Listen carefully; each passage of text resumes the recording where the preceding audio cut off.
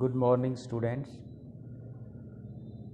Today we are going to discuss chapter number 2, Structure and Physiographic Division of India. ये एक बहुत ही important topic है geography of India के अंदर।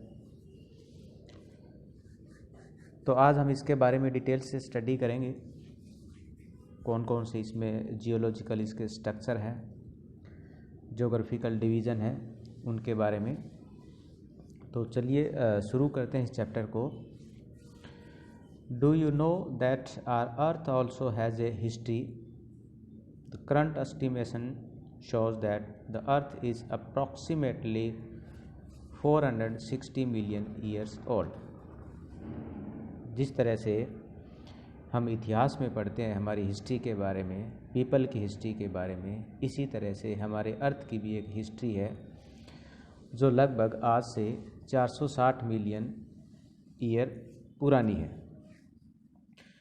इतने लंबे टाइम पीरियड के अंदर पृथ्वी के अंदर बहुत सारे इंडोजेनेटिक एंड एक्सोजेनेटिक फोर्सेस ने काम किया और उसमें बहुत सारे चेंजेस आए। यदि हम भारत की जियोलॉजिकल स्टडी के बारे में बात करें, जियोलॉजिकल डिवीज़न के बारे में बात करें, तो हम उसको 3 आधार पर डिवाइड कर सकते हैं, जिसमें peninsular block, Himalaya and other peninsular mountain और इंडो गंगेटिक ब्रह्मपुत्र प्लेन। यानी कि इन तीनों के जो तीन जो हमारे स्ट्रक्चर है, इन तीनों की जो जियोलॉजी है वो अलग अलग होने के कारण हम भारत को जियोलॉजिकल आधार पर इन 3 पार्ट्स के अंदर डिवाइड करते हैं। जिसमें जो हमारा पहला पार्ट है पेनिनसुलर ब्लॉक जो है, इसकी जो नॉर्दर्न बाउंड्री है, यानी कि पेनिनसुलर जो प्लेट्यू है, इसकी जो उत्तरी जो सीमा है वो एक इरेगुलर शेप के अंदर है। इरेगुलर मतलब एक रेगुलर लाइन नहीं है, जो कि कच्छ के रन से लेकर वो अरावली माउंटेन होते हुए दिल्ली की रिच, दिल्ली की जो पहाड़ियाँ, वहाँ से होते हुए ये यमुना और गंगा नदी को पार करते हुए राजमहल और गंगा डेल्टा तक इसकी जाती है। The north eastern part are separated by the Malda fault in the West Bengal from the Chota Nagpur plateau. जो एक आप मेघालय जो देख रहे हैं, शिलोंग जो प्लेट्यू देख रहे हैं, वो भी हमारी इस पेनिनसुलर जो ब्लॉक है उसी का ही एक पार्ट है, जो कि वेस्ट बंगाल के अंदर जो मालदा एक फॉल्ट है वहाँ से ये छोटा नागपुर प्लेट्यू से अलग हुआ है। In Rajasthan the deserts and other desert like features overlay this block. यानी कि राजस्थान के अंदर हम डेजर्ट के रूप में इस फीचर्स का जो है एक पार्ट देख सकते हैं। The rift valley of the Narmada, the Tapi and the Mahanadi and the Satpura block mountains some example of it. यानी कि जो हमारी जो द्रोणियाँ हैं, रिफ्ट जो घाटी है, जिसमें से नर्मदा, तापी और ये नदियाँ जो बहती हुई है, ये भी इसी का ही एक पार्ट है। Aravalli hills, the Nallamala hills, the Javadi hills, the Velikondas hills, the Palkonda range and Mahendragiri hills etcetera. The rivers valleys here are shallow with low gradients. The delta formed by the Mahanadi, Krishna, the Kaveri and the Godavari are important example। यानी कि यहाँ की जितनी भी जो नदियाँ हैं जिनका ओरिजिन वेस्टर्न में है और ईस्ट की तरफ फ्लो करती हैं, सभी के सभी डेल्टा का निर्माण करती है। सेकंड जो हमारा इसमें मेन जो फीचर है वो Himalaya and other mountain, peninsular mountain. Himalaya mountains along with other peninsular mountains are young, weak and flexible in the geological structure unlike the ridged and the stable peninsular block। जिस तरह से जो प्रायद्वीपीय पठार है, जो प्रायद्वीपीय जो ब्लॉक्स है, वो एक स्टेबल यानी कि एक स्थिर भाग है। यदि हम इसके मुकाबले में हिमालय की बात करें तो ये एक अभी यंग है, वीक है और फ्लेक्सिबल है। यानी कि इसके अंदर अभी भी फोल्डेड पड़ रहे हैं, इसकी हाइट धीरे धीरे बढ़ रही है। तो इस प्रकार से ये एक यंग होने के साथ साथ में वीक और फ्लेक्सिबल भी है। The mountains are tectonic in origin, यानी कि हिमालय माउंटेन का जो ओरिजिन हुआ वो टेक्टोनिक प्लेट्स के कारण, टेक्टोनिक मूवमेंट के कारण हुआ है, जो हमारी इंडियन प्लेट और यूरेशियन प्लेट के आपस में मर्ज होने के कारण हिमालय माउंटेन का निर्माण हुआ है। Dissected by the fast flowing rivers which are in their youthful stage, और बहुत सारी नदियाँ जो भी अभी अपने यूथ स्टेज के अंदर है, युवा अवस्था के अंदर, इस हिमालय को उन्होंने डाइसेक्ट किया है, जगह जगह पर काटा हुआ है। Various landforms like the gorge, V shape valley, rapids, waterfall etcetera are indicative of this stage, यानी कि इससे हमें ये पता लगता है कि जो नदियां हैं जो युवा अवस्था के अंदर है वो हिमालय के अंदर से जब वो बहती है तो बड़े बड़े गोर्ज का निर्माण करती है। जो गोर्ज है वो वी शेप की आकार की जो घाटी है उसका एक बड़ा पार्ट है। इसी तरह से वी शेप होगी, वैली होगी, घाटियाँ होगी, रैपिड्स हो गए, मतलब जो स्टेप्स हमारी सीढ़ी की तरह के, जो जब हिमालय से नदियाँ जब नीचे उतरती है तो रैपिड्स का निर्माण करती है, वाटरफॉल यानी कि जलप्रपात का निर्माण करती है, और बहुत सारे जो ऐसे फीचर्स बनाती है। आप देख सकते हैं ये गोर्ज है, एक वी शेप जो वैली होती है उसी का ही एक जब डीप पार्ट हो जाता है, वाइड हो जाती है, तो उसको हम गोर्ज के नाम से जानते हैं। नेक्स्ट हमारे इसमें Indo Gangetic Brahmaputra plain. The third geological division of India comprises the plain formed by the river Indus, the Ganga and Brahmaputra. तीसरे प्रकार का जो हमारा जो मेन मुख्य जो जियोलॉजिकल स्ट्रक्चर है वो है इंडिया का महान मैदान, उत्तरी भारत का मैदान जिसको हम बोलते हैं, जिसने जो कि गंगा, सिंधु और ब्रह्मपुत्र और उसकी सहायक नदियों के द्वारा बनाया गया है।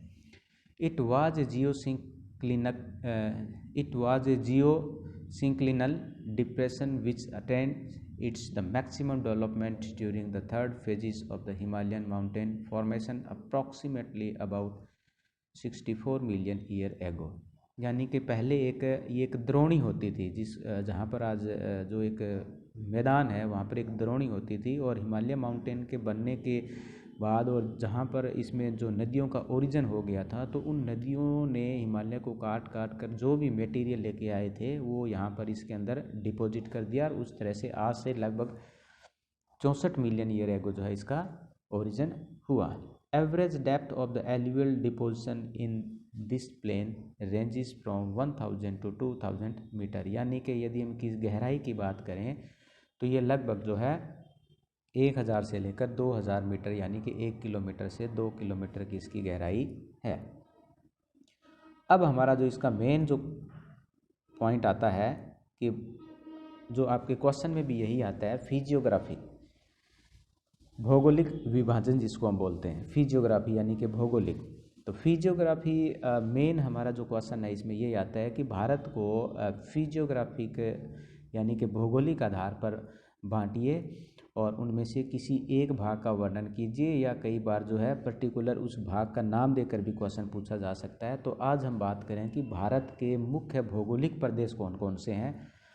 तो सबसे पहले स्टूडेंट यहाँ समझने की कोशिश कीजिए कि भौगोलिक प्रदेश कौन कौन सी है। फिजियोग्राफी क्या होता है? सबसे पहले तो physiography of an area is the outcome of the structure, process and the stage of the development.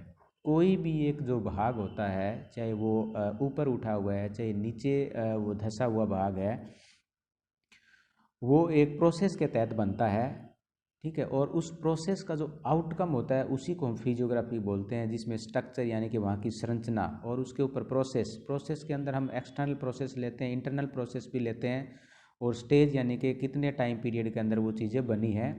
तो फिजियोग्राफी किसी भी देश की हो, चाहे वो इंडिया की हो, चाहे हम वर्ल्ड लेवल की भी बात करें, तो वहाँ पर हम देख सकते हैं कि हर एक देश के अंदर हमें माउंटेन, रिवर, प्लेन, प्लेट्यू बने हुए दिखाई देते हैं। तो ये सारे के सारे जो चीज़ें हैं, जो स्ट्रक्चर है, वो हमारी फिजियोग्राफी है। और इन फिजियोग्राफी के बनने के पीछे एक लंबी प्रोसेस काम करती है, तब जाकर ये चीज़ें बनती हैं। The north has a vast expense of the rugged topographic consisting of a series of the mountain ranges with the varied peaks, beautiful valleys and the deep gorges। Bharat का जो उत्तरी पार्ट है वहाँ पर आपको सीरीज ऑफ माउंटेन मिलेंगे, जिसमें बहुत सारी पीक्स है, ब्यूटीफुल वैलीज़ है और डीप गॉर्ज इसके अंदर देखने को मिलेंगे। इस प्रकार हम देख सकते हैं कि भारत को भौगोलिक आधार पर, फिजियोग्राफिक डिवीज़न के आधार पर हम इसमें डिफरेंट कैटेगरीज के अंदर डिवाइड कर सकते हैं, जिनके नाम हैं the north and north eastern mountain, यानी कि उत्तरी और उत्तरी पूर्वी पर्वत यानी कि माउंटेन। दूसरा जो है नॉर्दर्न प्लेन, उत्तरी मैदान। तीसरा द पेनिनसुलर प्लेट्यू यानी कि प्रायद्वीपीय पठार। फोर्थ है द इंडियन डेजर्ट, भारत का मरुस्थल जिसको थार के नाम से भी जाना जाता है। फिफ्थ है कोस्टल प्लेन यानी कि समुंदर, जो हमारे मैदान है समुंदर की कोस्ट के साथ साथ में, जो समुंदर तट के साथ में जो मैदान है। और सिक्स हमारा है आइलैंड्स यानी कि द्वीप समूह। तो चलिए अब हम वन बाय वन इनके बारे में डिस्कस करते हैं। तो सबसे पहला है हमारा north and north eastern mountain, उत्तरी और उत्तरी पूर्वी पर्वत। इसके अंदर आता है हमारा the Himalaya consist of series of parallel mountain range, यानी कि यदि हम हिमालय का डिवीज़न देखते हैं, क्षैतिज रूप के अंदर इसका डिवीज़न देखते हैं, तो इसमें हमें माउंटेन की सीरीज़ मिलती है, अलग अलग जो है सीरीज़ है। तो इसमें से जो मुख्य सीरीज़ यदि हम बात करें, इसमें some of the important ranges are the greater Himalaya range. तो इसमें हमें तीन प्रकार की मुख्य रूप से जो है हिमालय की रेंज देखने को मिलती है, जिसमें पहला है ग्रेटर हिमालय रेंज यानी कि महान हिमालय। इसके अंदर महान हिमालय और ट्रांस हिमालय को शामिल किया जाता है। दूसरा हमारा इसमें मिडल हिमालय यानी कि मध्य हिमालय। और तीसरा जो है हमारा शिवालिक यानी कि जो सबसे दक्षिण में है, यानी कि हमारा जो उत्तरी मैदान है उसके उत्तर में, हिमालय के दक्षिण के अंदर जो है उसको हम शिवालिक रेंज के नाम से जानते हैं। तो ये हिमालय का जो है तीन इसमें मुख्य रेंज है, जिसमें शिवालिक, मिडल और ग्रेटर हिमालय। यदि हम इसकी लंबाई की बात करें पूर्व से लेकर पश्चिम की ओर, तो ये लगभग जो है 2500 किलोमीटर जो है ईस्ट से लेकर वेस्ट की तरफ जो इसकी लेंथ है। और यदि हम चौड़ाई की बात करें तो ये 160 से लेकर 400 kilometre north to south. The Himalaya are not only the physical, they are also a climatic, drainage and cultural divide. यदि हिमालय का सिर्फ फिजिकल डिवाइड नहीं है, वहाँ पर हम जो है क्लाइमेट की भी जो डिफरेंस देखने को मिलता है, ड्रेनेज पैटर्न भी अलग अलग देखने को मिलता है, और कल्चरल जो डिवाइड है यानी कि अलग अलग एरिया के अंदर अलग अलग लोग रहते हैं, उनके अलग अलग संस्कृति है, उनमें भी हमें यह डिफरेंस देखने को मिलता है। तो चलिए डिस्कस करते हैं हिमालय का जो regional division. The Himalaya can be divided into the following sub division. तो इसको हम सब डिवीज़न या रीजनल डिवीज़न, प्रादेशिक विभाजन भी इसको हम बोल सकते हैं, जिसके अंदर यदि हम हिमालय के पश्चिम से लेकर पूर्व की तरफ चलते हैं तो हिमालय के अंदर बहुत सारे जो है पार्ट हमें देखने को मिलता है। उसमें से मुख्य जो 5 पार्ट हमारे कौन से हैं, सबसे पहला है कश्मीर और नॉर्थ वेस्टर्न हिमालय, इसको कहीं कहीं पंजाब हिमालय के नाम से भी जाना जाता है। दूसरा हमारा है हिमाचल और उत्तराखंड हिमालय। तीसरा दार्जिलिंग एंड सिक्किम हिमालय। चौथा अरुणाचल और अरुणाचल हिमालय। और द फिफ्थ हमारा है ईस्टर्न हिल्स एंड माउंटेन्स। यदि हम बात करें कि इस प्रकार का ये डिवीज़न क्यों हुआ है, क्योंकि हर एक पार्ट्स के ऊपर हमें हिमालय की अलग अलग जो है उसकी कल्चरल, फिजिकल और क्लाइमेटिक कंडीशन देखने को मिलती है। इसलिए हम हिमालय का जो रीजनल डिवीज़न करके उसमें बात करेंगे। तो ये देख सकते हैं आप, जो हिमालय की जो माउंटेन है उसकी पीक्स है, जिसमें जो बर्फ़ से ढका हुआ है। तो सबसे पहले हम बात करते हैं कश्मीर और नॉर्थ वेस्टर्न हिमालय, यानी कि जो कश्मीर हिमालय है या नॉर्थ वेस्ट का जो हिमालय है, इसकी हम बात करते हैं। तो सबसे पहले मैं आपको बता दूं कि ये जो हिमालय है, कश्मीर हिमालय है, ये सिंधु नदी से रावी नदी तक फैला हुआ है, ठीक है, रावी जिसको हम बोलते हैं। It comprises a series of range such as the Karakoram, Ladakh, Zanskar and Pir Panjal. इसके अंदर जो है काराकोरम, लद्दाख, झांसकर और पीर पंजाल जैसी ये हिमालय जो माउंटेन की जो रेंज होती है वो हमें देखने को मिलती है।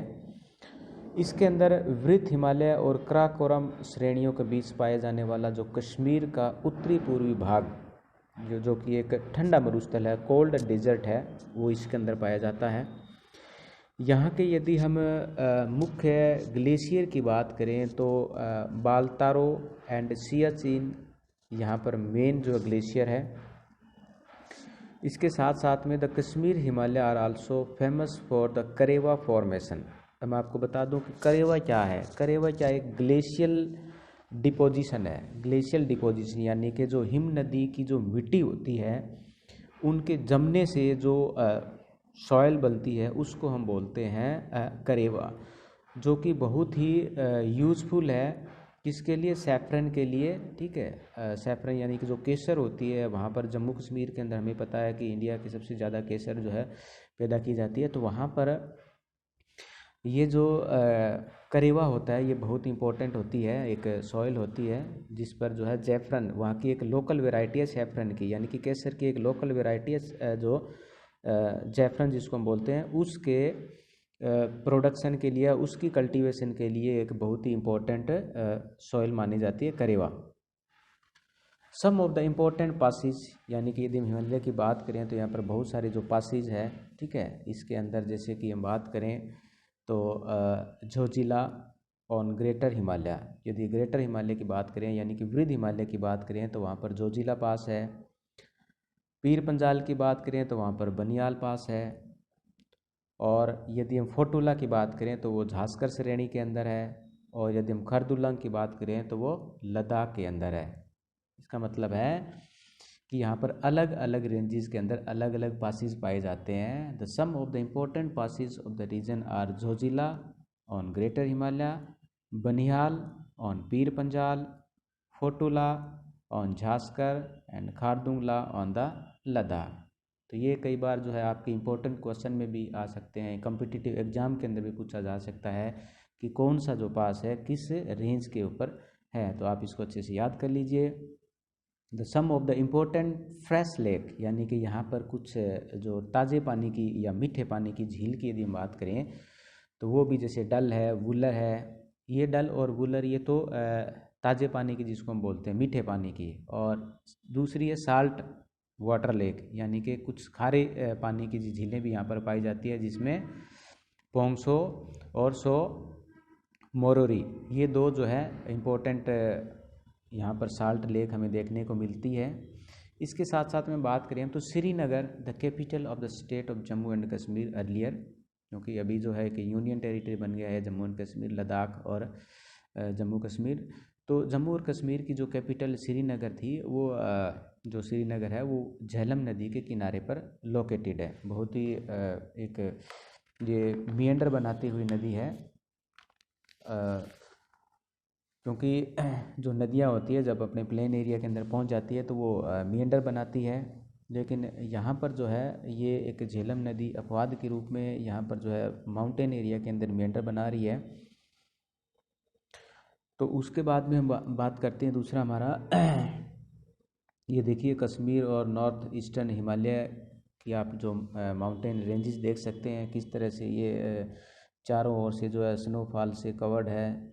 पूरे साल यहाँ पर जो क्लाइमेट कोल्ड रहती है। दूसरा हमारा इसके अंदर आता है हिमाचल एंड उत्तरांचल हिमालय, हिमाचल और उत्तरांचल हिमालय। ये जो हिमालय है वो रवि नदी से लेकर पूर्व में काली नदी तक का जो हिस्सा है, जो घाघरा नदी की एक सहायक नदी है, उसके बीच का जो पार्ट है इसको हम बोलते हैं हिमाचल और Uttarakhand Himalaya. It's drained by the two major river system of India, that is the Indus and the Ganga.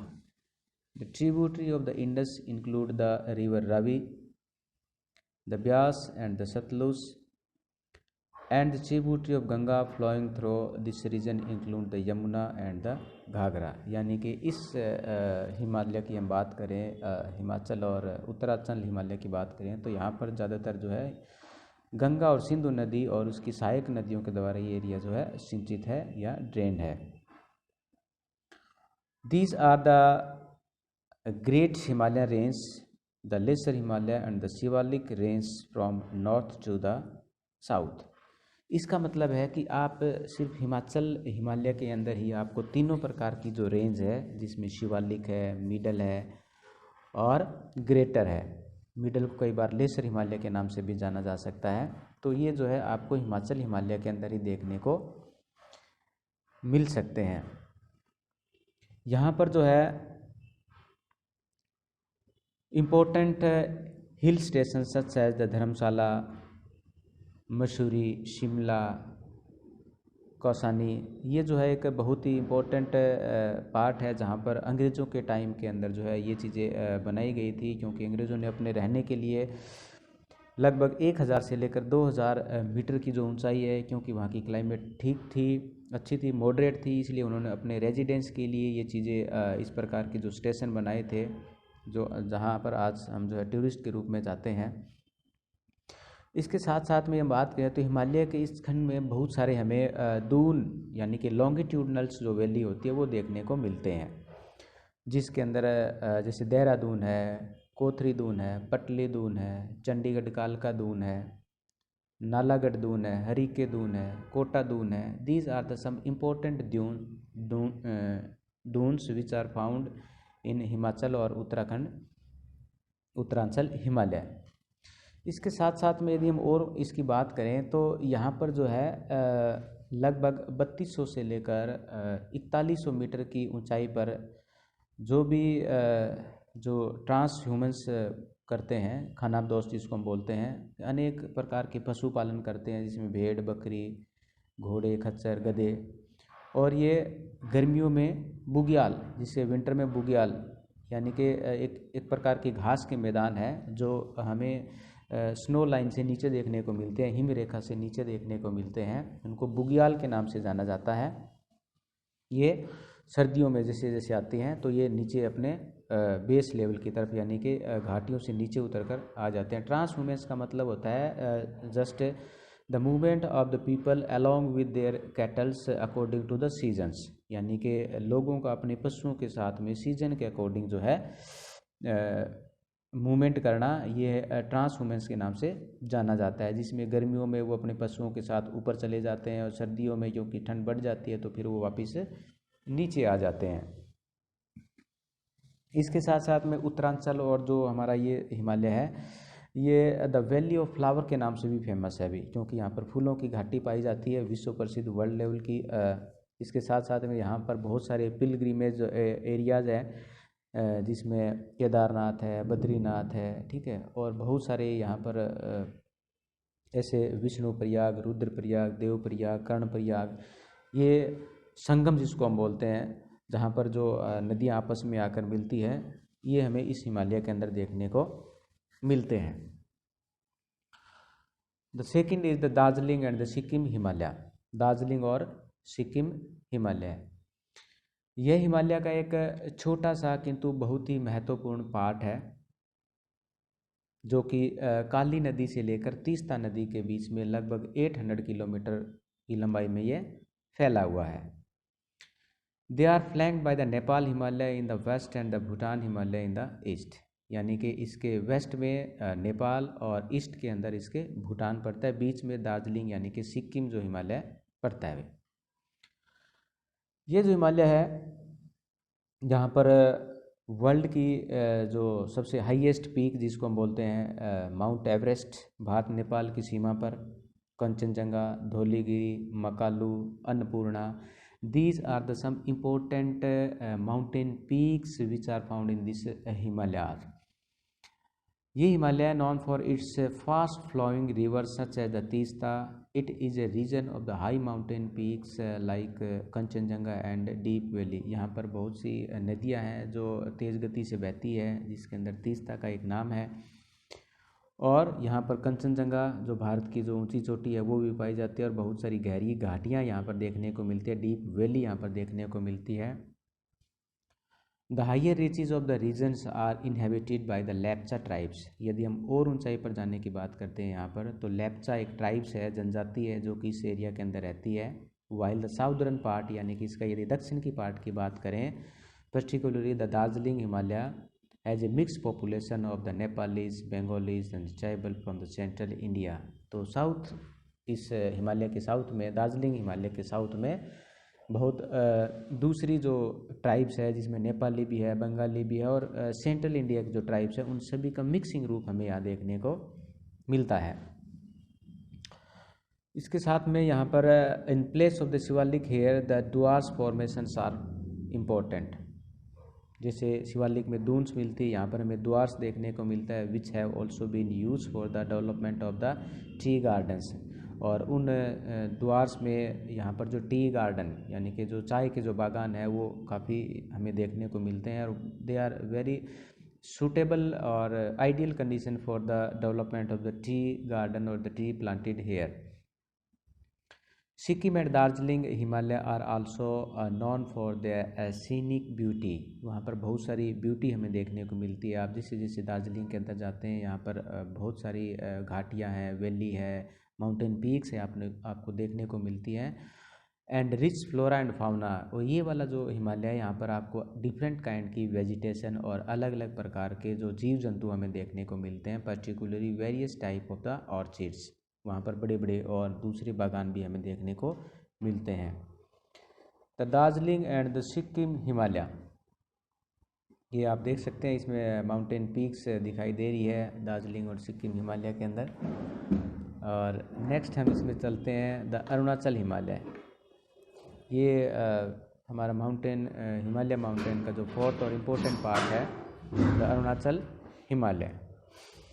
These extends from the first east of the Bhutan Himalaya up to the Diphu pass in the east. यानी कि भूटान से लेकर ये जो अरुणाचल प्रदेश के अंदर जो दिफू पास है, वहाँ तक इस ये अरुणाचल हिमालय फैला हुआ है। यदि हम बात करें कि तीस्ता नदी से लेकर ये लगभग जो है दिहांग नदी तक, क्योंकि दिफू जो पास है वहाँ पर ब्रह्मपुत्र नदी जो एक यू टर्न लेकर एक बहुत बड़ा गॉर्स का निर्माण करती है, वहीं से जो है ब्रह्मपुत्र नदी इंडिया के अंदर एंटर करती है। The central direction of the mountain range is from south west to the north east। यदि इस हिमालय की यदि हम बीच की ये दूसरी डायरेक्शन की बात करें तो ये है साउथ वेस्ट से लेकर नॉर्थ ईस्ट। और बाद में फिर ये जो है आगे जाने के बाद यानी दिहांग पास से दिफू पास के बाद में इस हिमालय की जो डायरेक्शन है वो नॉर्थ से साउथ यानी कि उत्तर से दक्षिण हो जाती है। Some of the important rivers are the Kameng, the Subansiri, Dihang, Dibang and Lohit. ये कुछ महत्वपूर्ण नदियां हैं जो इस हिमालय के अंदर यहाँ अरुणाचल प्रदेश और आसपास के एरिया के अंदर फ्लो करती है। These are the perennials with the high rate of the falls. ये सारी की सारी जो नदियाँ वो पेरिनियल्स है। पेरिनियल्स का मतलब होता है ऐसी रिवर्स विच फ्लो थ्रू आउट ईयर, यानी कि जिसमें पूरे साल जो है पानी रहता है। इस प्रकार की नदी को हम पेरिनियल नदी बोलते हैं। एक नदी होती है सीजनल, जिसके अंदर जो है एक रेनी सीजन में या एक पर्टिकुलर टाइम पीरियड के अंदर ही पानी देखने को मिलता है, अदरवाइज दे रिमेन ड्राई। दस having this the highest hydro electricity power potential in the country. तो इस प्रकार से क्योंकि एक वो हाई रेट ऑफ फॉल इसके अंदर होता है, ज़्यादा अमाउंट ऑफ वाटर होता है और साथ साथ में ऊंचाई से गिरती है, तो इसकी वजह से वहाँ पर जो है हाइड्रो इलेक्ट्रिसिटी यानी कि जो बिजली से हम पानी बनाते हैं उसकी पोटेंशियलिटी उसमें ज़्यादा है। Most of this communities practice jhuming. वहाँ पर जितने भी जो ट्राइब्स रहती है they practice jhuming cultivation. Jhuming cultivation क्या होता है मैं आपको बता दूँ कि इस प्रकार की कृषि के अंदर जो है लैंड को शिफ्ट किया जाता है। लैंड का शिफ्ट करने का मतलब है कि एक लैंड पार्ट को फॉरेस्ट होता है वहाँ पर जो क्लियर करके उसको जला देते हैं और फिर वहाँ पर 2 या 3 सालों तक जो एग्रीकल्चर की जाती है। और जब वो लैंड अनफर्टाइल हो जाती है या सूटेबल नहीं रहती है प्रोडक्शन के लिए तो दे शिफ्ट दैट चेंज। तो इस प्रकार से अलग अलग जगह पर वो झूमिंग कल्टीवेशन करते हैं। It is also known as the shifting और the slash and burn cultivation, क्योंकि ये झूमिंग कल्टीवेशन के ही अदर नेम है। कहीं कहीं भी इसको शिफ्टिंग है और स्लैश एंड बर्न एग्रीकल्चर के नाम से भी जाना जाता है। अदर यदि हम पूरे दूसरे देशों में बात करें तो वहाँ पर भी इसके अलग अलग नेम है। This region is rich in biodiversity which has been preserved by the indigenous communities. यानी कि ये जो रीजन है ये बायोडाइवर्सिटी के अंदर काफ़ी रिच है, काफ़ी धनी है, क्योंकि अलग अलग प्रकार के यहाँ पर जीव जंतु पेड़ पौधे हमें देखने को मिलते हैं। तो ये आप देख सकते हैं जो अरुणाचल हिमालय, यहाँ पर काफ़ी सारे फॉरेस्ट भी हैं और हाइट भी अच्छी है। और इसका जो हमारा नेक्स्ट पॉइंट रहेगा the eastern hill and mountains, eastern hill and mountains. Eastern hills and mountains की बात करते हैं। These are the part of the Himalaya mountain system having their general alignment from north to the south direction। अब हिमालय की जो direction है वो दिफू पास के बाद में उत्तर से लेकर दक्षिण की तरफ हो जाती है। तो यहाँ पर ये उत्तर से दक्षिण की तरफ जो है इस ईस्टर्न हिल की जो है डायरेक्शन रहेगी। यदि हम यहाँ की बात करें तो इसके अंदर जो एक मेन रिवर है, the Barack is an important river in Manipur and Mizoram. Barack जो नदी है मणिपुर और मिजोरम के बीच में फ्लो करती है और बहुत ही एक इम्पोर्टेंट नदी है। और ये जो नदी है वो ब्रह्मपुत्र की एक सहायक नदी भी है। इस हिमालय की यदि हम बात करें तो यहाँ पर जो जितनी भी जो यदि हम अरुणाचल प्रदेश से साउथ की तरफ आते हैं तो अरुणाचल प्रदेश है, नागालैंड है, मणिपुर है, मिजोरम है। तो यहाँ पर इन हिल्स को अलग अलग नाम से, यानी कि उनके जो ट्राइब्स के हिसाब से, जैसे पटकाई बूम है, नागा हिल है, मणिपुरी हिल है, मिजोरम हिल है, इन नाम से इनको जाना जाता है। The physiography of the Manipur is unique by the presence of the large lake known as Loktak lake. तो ये भी एक इम्पोर्टेंट क्वेश्चन है कि मणिपुर के अंदर जो लेक पाई जाती है उसका नाम क्या है। यह है लोकटक लेक। तो central surrounded by the mountains from all side, ये मणिपुर के बिल्कुल बीच में और चारों ओर से इसमें माउंटेन से ये घिरी हुई है। Mizoram which is also known as the molasses basin. तो मिजोरम है वो मोलासिस बेसिन के नाम से जाना जाता है। Which is made up of the soft unconsolidated deposit, यानी कि जो बहुत ही मुलायम या अनकंसोलिडेट, यानी कि जो बिखरे हुए से कंसोलिडेटेड नहीं होते, उन डिपॉजिट से ये बना हुआ है। The most of the river in Nagaland form the tributary of the Brahmaputra. और नागालैंड की जितनी भी जो नदियां हैं वो ब्रह्मपुत्र नदी की ट्रिब्यूटरी बनाती है। इसके साथ साथ में यहाँ पर जो शिलोंग या हमारा जो मेघालय है, यहाँ पर भी गारो, खासी और जैंतिया ये पहाड़ियाँ हैं। और ये पहाड़ियाँ उन ट्राइब्स के नाम से जानी जाती है जहाँ पर ये ट्राइब्स रहती है। यदि हम इससे वेस्ट से ईस्ट की बात करें तो वहाँ पर जैसे गारो है, खासी है, जैंतिया है, ये जो लोग हैं इस एरिया को कवर किए हुए हैं। तो आप ये देख सकते हैं माउंटेन्स, हिल एंड इसकी सीन जो है। तो आज हम इसको यहीं स्टॉप करते हैं। तो आज हमने इसमें जो डिस्कस किया था, इसके अंदर हमने देखा कि भारत को जियोलॉजिकल आधार पर 3 भागों में हमने डिवाइड किया, जिसमें हिमालय माउंटेन, गंगा सिंधु का मैदान और दक्षिण यानी कि पेनिनसुलर ब्लॉक। उसके बाद में हमने इंडिया की फिजियोग्राफिक डिवीज़न यानी कि उसका भौगोलिक वर्णन देखा, जिसको हमने 6 भागों में उसको डिवाइड किया, जिसमें मुख्य रूप से हमारे जो 6 भाग हैं, हिमालय माउंटेन है, गंगा का प्लेन है, पेनिनसुलर प्लेट्यू है, और उसके बाद में हमारा डेजर्ट और कोस्टल प्लेन और आइलैंड्स। तो ये हमारे 6 मुख्य भाग थे। तो एक बहुत इम्पोर्टेंट चैप्टर है ये। तो I hope you understand it. आप लोगों को कोई क्वेरी है तो आप जो है मुझे डिस्क्रिप्शन बॉक्स के अंदर जो है अपने कमेंट्स भेज सकते हैं। Thank you.